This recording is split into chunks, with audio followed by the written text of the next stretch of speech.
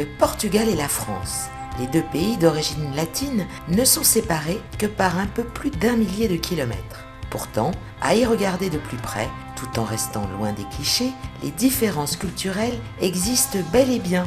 Sphère privée, publique, code dans les affaires.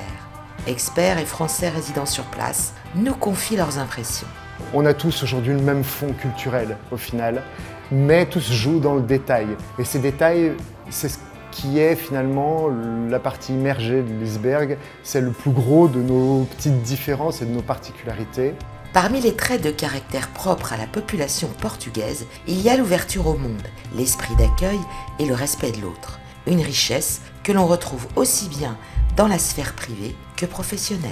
Les Portugais, et ça il faut en avoir conscience, sont des gens qui aiment beaucoup avoir des relations directes, des rapports interpersonnels avec les gens. Donc le contact direct est important. Ils sont très axés sur les rapports humains, les Portugais. Donc il vaut beaucoup mieux avoir une réunion avec un Portugais que lui téléphoner. Il aime avoir des contacts directs avec ses interlocuteurs, le Portugais.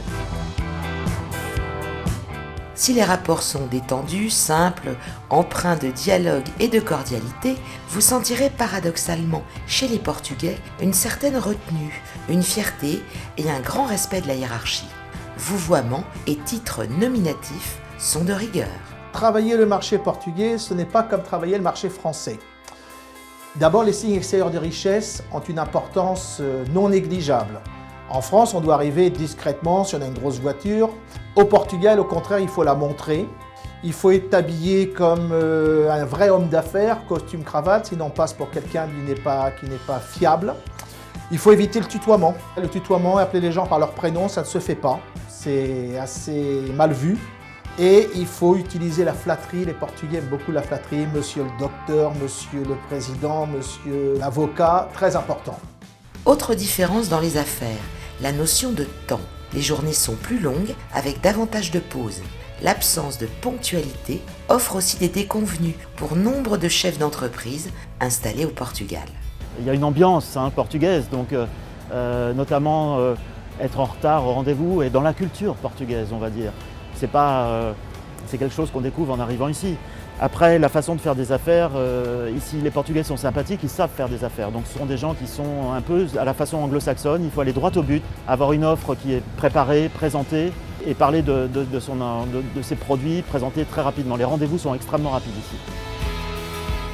Attention également au fait que les Portugais ne savent pas dire non. Il vous faudra donc être très précis et rigoureux, quitte à insister plusieurs fois pour obtenir gain de cause.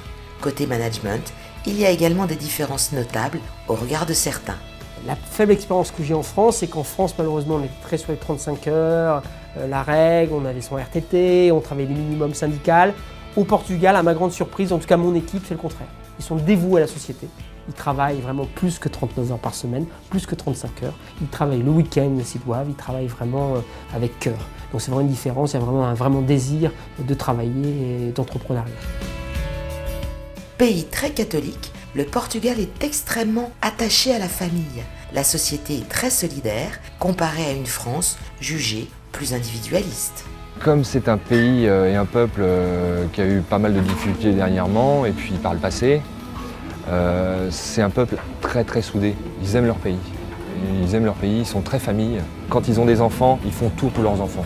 Moi je vois du côté de ma belle famille, son papa est à un certain âge et il fera tout pour ses enfants, petits-enfants. C'est incroyable. Et ils sont très religieux, catholiques. Moi je suis complètement athée. Ça ne me gêne absolument pas. Ils ne vous forcent pas à faire ce que vous n'avez pas envie de faire. Si vous n'êtes pas catholique ou pas croyant du tout, ça n'a aucun problème. Ancien empire, pays du fado, des écrivains comme Camões et Fernando Pessoa, il existe aussi ce que l'on appelle l'âme portugaise. Il y a beaucoup de différences d'approche des problèmes. On voit ce qu'on appelle la saudade ici, c'est quelque chose qu'on ne sait pas traduire en français, une sorte de nostalgie du passé, une sorte de tristesse, de rêverie, avec un peu d'espoir.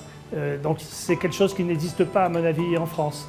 Entre les deux nations, les différences culturelles s'entrechoquent, se partagent, se complètent. Sachez cependant qu'il existe une religion à laquelle vous ne pourrez pas faire déroger les Portugais, celle du football. Il ne reste plus qu'à choisir entre les 3 clubs nationaux, alors Porto, Sporting ou Benfica ?